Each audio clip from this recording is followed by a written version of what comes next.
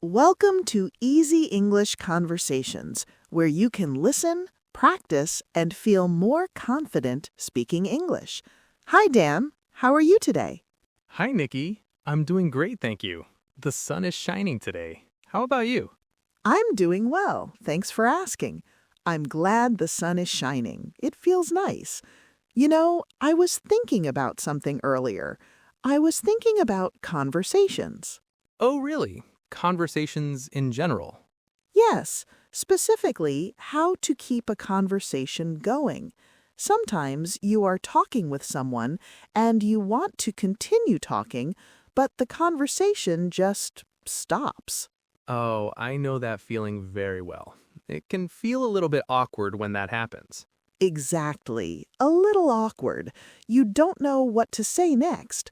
So I thought today we could talk about some easy ways to keep a friendly conversation moving forward. That's a fantastic idea, Nikki. I think that is a very helpful topic for anyone. I agree. And the good news is it's not very difficult. One of the best ways to continue a conversation is to ask simple follow-up questions. Follow-up questions. Okay. Can you give me an example of what that means? Of course, let's imagine we are talking. Let's say I tell you, I went to the park yesterday. Okay, you went to the park. Now, if you just say, okay, our conversation might end there. There's nowhere for it to go. Right, it's a full stop, the end of the road. But you could ask a follow-up question. For example, you could say, oh, that sounds nice. What did you do at the park? Ah, I see. That's a simple question, and that question shows that I'm listening to you and I'm interested. Yes, exactly. It shows interest. It tells me that you want to hear more. So then I can answer your question. I can say, I read a book on a bench. It was very relaxing. And then I could ask another question. I could ask, what book are you reading? Perfect, Dan. You're a natural. Those kinds of simple questions keep the conversation alive. It feels like a friendly game, like we're passing a ball back and forth. You say something, and I gently pass it back by asking a question. That is a wonderful way to think about it. It's not an interview where one person asks all the questions. It's a shared conversation. It goes back and forth. Another really useful and easy phrase is, what about you? Oh, yes, that one is so important. It helps to create balance. It does. So, for example, if you ask me, how was your day? I can answer, and then I can say, it was good. What about you? And then it's my turn to share. That way, both people are talking and listening. Exactly. It creates that nice, natural rhythm. It's about showing you are curious. You know, this reminds me of a funny story. Oh, please tell me. A few years ago, I was at a party and I met someone new. I was a little nervous. That can be stressful sometimes. It was. Anyway, this person told me that she had just returned from a trip to Italy. Oh, wow. Italy. That's so interesting. It was. But because I was nervous, I didn't know what to say. So I just said, oh, cool. Oh, no. And what happened next? Nothing. That was it. The conversation just ended. She smiled and walked away. Oh, that is such a relatable story.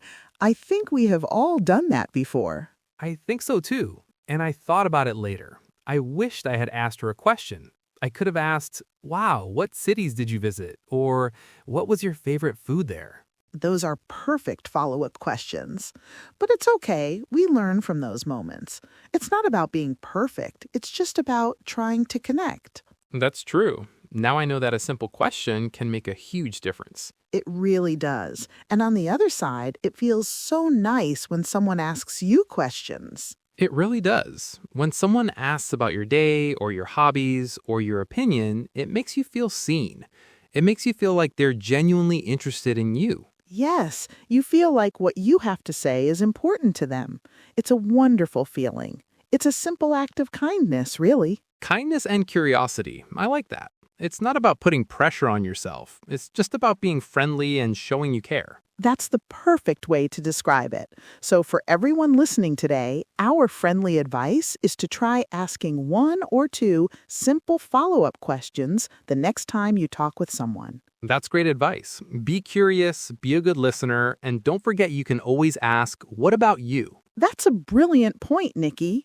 It's like finding a bridge between two islands. When you discover a shared hobby, like a love for hiking or a favorite type of music, the conversation suddenly has a clear path. Thank you for this wonderful conversation, Dan. I really enjoyed it. Me too, Nikki. Thank you. All right, now it's time for some shadowing practice.